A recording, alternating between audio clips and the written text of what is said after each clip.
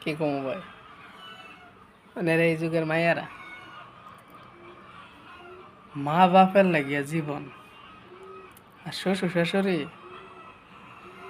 দুশ্মন। নিজের বাপ মা সাথে যদি কথা বলতে পারে, থাকতে পারে, তে না জামাই যদি বাপ মা না থাকে তাহলে তারাই রাজা।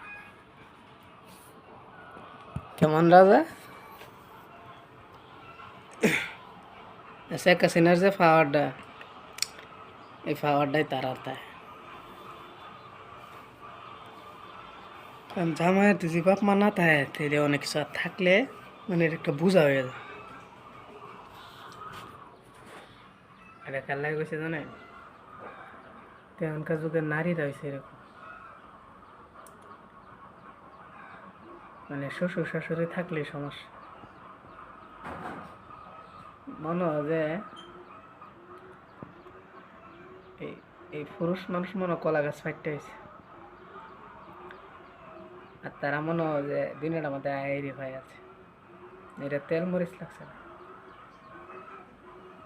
বলে এরকম। মানে শ্বশুর শাশুড়ি দুশ্মন হয়ে গেছে।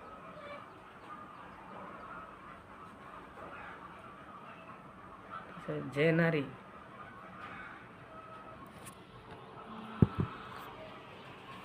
যে নারী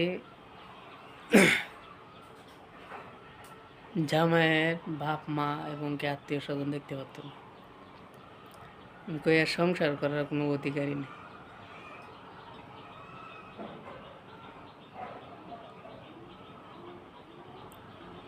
কথা কি সঠিক কইছি আমি?